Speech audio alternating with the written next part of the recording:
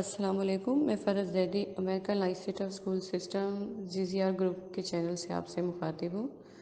بچوں، آج ہم غزل نمبر 2 پڑھیں گے، جس کے شاعر کا نام ہے خواجہ حیدر علی آتش۔ پیدائش ہے 1764، وفات ہے 1846۔ شہریت ہے بھارت کی، عملی زندگی مصنفی ہے ان کی، یعنی پیشہ ان کا مصنف ہے۔ خواجہ حیدر علی آتش خواجہ علی بخش کے بیٹے تھے۔ بزرگوں کا وطن بغداد تھا، جو تلاش معاش میں شاہجہاں آباد چلے آئے۔ نواب شجاع الدولہ کے زمانے میں خواجہ علی بخش نے ہجرت کر کے فیض آباد میں سکونت اختیار کی۔ بچپن ہی میں باپ کا سایہ سر سے اٹھ گیا، اس لیے آتش کی تعلیم و تربیت باقاعدہ طور پر نہ ہو سکی اور مزاج میں شوریدہ سری اور بانکپن پیدا ہو گیا۔ آتش نے فیض آباد کے نواب محمد تقی خان کی ملازمت اختیار کر لی اور ان کے ساتھ لکھنؤ چلے آئے۔ نواب مذاق سخن بھی رکھتے تھے اور فن سپاہ گری کے بھی دلدادہ تھے۔ آتش بھی ان کی شاعرانہ سپاہیانہ صلاحیتوں سے متاثر ہوئے۔ لکھنؤ میں علمی صحبتوں اور انشاء المصفی کی شاعرانہ مارکہ آرائیوں کو دیکھ کر شعر و سخن کا شوق پیدا ہوا اور مصفی کے شاگرد ہو گئے۔ تقریباً 29 سال کی عمر میں باقاعدہ شعر گوئی کا آغاز کیا۔ لکھنؤ پہنچنے کے کچھ عرصہ بعد نواب تقی خان کا انتقال ہو گیا۔ اس کے بعد انہوں نے کسی کی ملازمت اختیار نہیں کی۔ آخری وقت میں بینائی جاتی رہی۔ آتش نے نہایت سادہ زندگی بسر کی، کسی دربار سے تعلق پیدا نہ کیا اور نہ ہی کسی کی مداح میں کوئی قصیدہ کہا۔ قلیل آمدنی اور تنگ دستی کے باوجود خاندانی وقار کو قائم رکھا۔ آتش کے کلام میں فکر و غنا، تصوف، دنیا کی بے ثباتی، قناعت پسندی، درویشانہ رنگ اور اخلاقی مضامین بکثرت دکھائی دیتے ہیں۔ ان کی غزلوں میں تغزل بھی ہے، رجاعیت بھی ہے، سادگی اور سلاست بھی ہے، نادر تشبیہات، استعارات اور آتش بیانی کی خصوصیات پائی جاتی ہیں۔ متعلقہ مضامین ان کے ہیں: بخش ناصر، قائم چاندپوری، میر حسن دہلوی۔ لیکن ان کی شاعری کے اندر ان کا کلیات ہی سب سے اہم ہے۔ اس میں سارا کلام شامل ہے، جو مختلف اصناف سخن کی صورت میں موجود ہے۔ جی بچوں، اب ہم آتے ہیں اپنی غزل کی طرف، جس کا پہلا شعر ہے: رخ و زلف پر جان کھویا کیا، اندھیرے اجالے میں رویا کیا۔ جس کا مفہوم ہے کہ حسن محبوب کے عشق میں مبتلا ہو کر وہ دن رات روتے رہے ہیں۔ میں نے آپ کو بتایا تھا نا کہ کلام میں خواجہ حیدر علی آتش کے قناعت بھی نظر آتی ہے، شکوہ بھی نظر آتا ہے، الفاظ بھی اور رجائی پہلو بھی نظر آتے ہیں۔ لوگ انہیں لکھنوی شاعر کہتے ہیں، لیکن دیکھا جائے تو دبستان لکھنؤ اور دلی کے سنگم پر کھڑے ہوئے ملتے ہیں خواجہ حیدر علی آتش۔ اس میں وہ کہتے ہیں کہ محبوب کا چہرہ اور حسن شاعر کی تاریک زندگی کو اس طرح روشن کر دیتا ہے جس طرح روشنی رات کی تاریکی کو اجالے میں تبدیل کر دیتی ہے۔ جھوٹی محبت کا دعویٰ تو سبھی کرتے ہیں، لیکن اس میں پیش آنے والی تکالیف کو برداشت کرنا مشکل کام ہے۔ جب دل و جگر بےتاب ہو جاتے ہیں اور ہجر کی راتیں طویل ہو جاتی ہیں تو پھر آنکھیں خون کے آنسو روتی ہیں۔ آتش کے شب و روز بھی انہی حالات میں گزرے ہیں۔ وہ کہتے ہیں کہ میں محبوب کے حسین چہرے اور اس کی سیاہ گھنی زلفوں پر فدا ہوتا رہا، جس کی وجہ سے دن ہو یا رات آہو زاری اور رونا دھونا میرا مقدر بنا رہا۔ شعر نمبر 2 ہے: ہمیشہ لکھے وصف دندان یار، قلم اپنا موتی پرویا کیے۔ دندان کہتے ہیں دانتوں کو، وصف کہتے ہیں خوبی کو، موتی پرونا یعنی موتیوں کی لڑی بنانا۔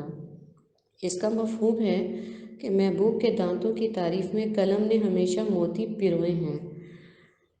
شاعر محبوب کی رخ اور زلف کی تعریف کرنے کے بعد اس کے حسین دانتوں کے اوصاف بیان کر رہے ہیں، جو کہ اس قدر حسن ترتیب سے جڑے ہوئے ہیں جیسے مالا میں موتی پرو دیے گئے ہوں، جو محبوب کے حسین اور شوخ چہرے پہ بڑے خوشنما لگتے ہیں۔ شعر نمبر 3 ہے: کہوں کیا ہوئی عمر کیوں کر بسر، میں جاگا کیا بخت سویا کیا۔ بخت کہتے ہیں قسمت کو، مقدر کو، ٹھیک ہے۔ اس میں جو ہے مفہوم یہ ہے کہ تمام عمر میں خود تو جاگتا رہا، لیکن میری جو تقدیر تھی وہ سوئی رہی۔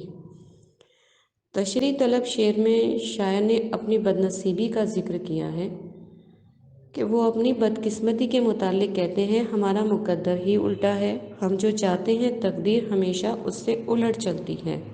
سکون طلب کریں تو بے سکونی، آرام طلب کریں تو تھکاوٹ، راحت کے بجائے تکلیف، گویا ناکامی اور نامرادی کا سامنا کرنا پڑتا ہے۔ یعنی بقول شاعر، میں نے چاند ستاروں کی تمنا کی تھی، مجھ کو راتوں کی سیاہی کے سوا کچھ نہ ملا۔ شعر نمبر 4 ہے، رہی سبز بے فکر کشت سخن، نہ جوتا کیا میں نہ بویا کیا، جس کا مفہوم ہے کسی ظاہری محنت اور فکر کے بغیر ہی میری شاعری کی کھیتی ہری بھری رہی ہے۔ کشت کہتے ہیں کھیتی کو، جوتا کیا یعنی بیل جوتنا یا ہل جوتنا، سخن یعنی بات کا کہنا۔ خواجہ حیدر علی آتش کہتے ہیں کہ میری شاعری میں جو حسن اور روانی ہے میرے غموں کا رد عمل ہے، اور یہ غم مجھے میرے محبوب کی جانب سے ملے ہیں۔ دراصل بعض لوگ محبوب کے ہجر و فراق میں پیدا ہونے والی محرومیوں کو اپنی ذات کا حصہ بنا لیتے ہیں اور ان پر مایوسی کے بادل چھائے رہتے ہیں۔ شاعر محبوب کے حسن و جمال سے نغمے تخلیق کرتے ہیں جس سے ان کی شاعری کا چرچا عام ہے۔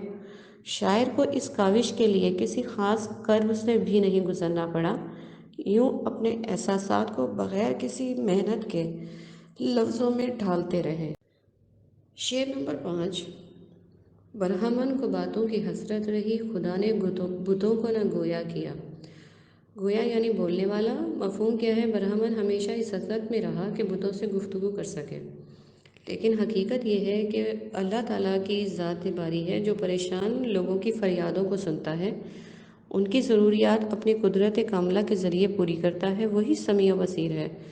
دوسرے وہ لوگ ہیں جو رب العالمین کے وجود کا انکار کرتے ہیں، وہ پنڈت برہمن ہیں جن کی ساری زندگی بتوں کی پرستش میں گزر جاتی ہے، دعائیں کرتے کرتے زبانیں خشک ہو جاتی ہیں، ماتھا رگڑ رگڑ کر گھس جاتا ہے۔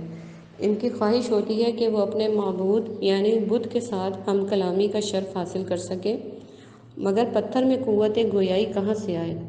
چنانچہ شاعر نے محبوب کو بت قرار دیا ہے کیونکہ بت اور محبوب میں کئی قدریں مشترک ہیں۔ مثلاً بت کسی کی فریاد نہیں سن سکتا اور نہ ہی محبوب فریاد عاشق سنتا ہے، نہ ہی بت بول سکتا ہے اور نہ ہی محبوب عاشق کو شرف ملاقات بخشتا ہے۔ جس طرح بت کسی کی مشکل حل نہیں کر سکتا، اسی طرح محبوب عاشق کی جدائی کی مشکلیں حل نہیں کر سکتا۔ اسی لیے وہ کہتے ہیں کہ میرے محبوب پر میری فریاد اور آہوزاری کا اثر ہو تو کیسے ہو، وہ تو بت ہے جو میرے جذبات کو سمجھنے سے قاصر ہے، یہی وجہ ہے کہ میں اپنے محبوب کی ملاقات سے محروم ہوں۔ بقول ایوب اختر، رام وہ بت نہ ہو سکا ہم سے، ہر طرح سے منا کے دیکھا ہے۔ شعر نمبر 6 ہے، مزہ غم کے کھانے کا جس کو پڑا، وہ اشکوں سے ہاتھ اپنا دھویا کیا۔ یعنی جو غم لذت سے آگاہ ہو گیا اس کی تمام عمر آنسو بہاتے ہوئے ہی گزری۔ تشریح طلب شعر میں شاعر نے پلکوں سے گرنے والے ان آنسوؤں کا ذکر کیا ہے جو محبوب کے فراق میں اس کی آنکھوں سے جاری ہوتے ہیں۔ گرنے والے یہ آنسو اس قدر شدید اور زیادہ ہیں کہ وہ ان اشکوں سے اپنے ہاتھ دھویا کرتا ہے۔ بقول احمد ندیم قاسمی، کیوں گوارا ہو تیرے دور میں شرکت غیر، کیوں گوارا ہو تیرے دور میں شرکت غیر، تو جو یاد آئے تنہائی میں رونا چاہوں۔ یعنی درد و غم حد سے بڑھ جائیں تو اس کا نتیجہ آنسوؤں کی شکل میں برآمد ہوتا ہے۔ فراق کے لمحات طویل ہو جائیں تو دل اور آنکھوں کی پیاس صرف آنسو بہا کر ہی بجھائی جا سکتی ہے۔ آتش بھی اب آنسوؤں کی بارش میں اس قدر نہایا ہے کہ قطعی طور پر پاک و صاف ہو گیا ہے اور اسے رسوائی کا کوئی خوف باقی نہیں رہا ہے۔ آخری شعر ہے، سخنداں سے آتش محبت رہی، کنویں میں مجھے دل ڈبویا کیا۔ اس کا کیا مفہوم ہے کہ اے آتش، تم تو اپنے محبوب کی تھوڑی کے غم کے اسیر ہو چکے ہو اور تمہارا دل اس کنویں میں ڈوب چکا ہے۔ یعنی کہ تشریح طلب شعر میں آتش نے محبوب کی تھوڑی پر بننے والے گڑھے کو کنویں سے تشبیہ دی ہے۔ جس طرح اگر کوئی چیز کنویں میں گر جائے تو نکالنا مشکل ہوتی ہے، اسی طرح محبوب کی تھوڑی پر بننے والا گڑھا بھی، وہ کہتے ہیں، میرے دل کے لیے کنواں ثابت ہوا ہے۔ جب میں اپنے سینے کو ٹٹولتا ہوں تو یوں محسوس ہوتا ہے جیسے میں اپنے دل سے ہاتھ دھو بیٹھا ہوں، اور میرا دل محبوب کی تھوڑی کے کنویں میں گر گیا ہے جہاں سے نکلنے کے لیے ہرگز رضامند نہیں۔ ہم کو تعلقات زمانہ سے کیا غرض، ہم کو تعلقات زمانہ سے کیا غرض تھا، ایک دل غریب سو وہ اس کے پاس ہے۔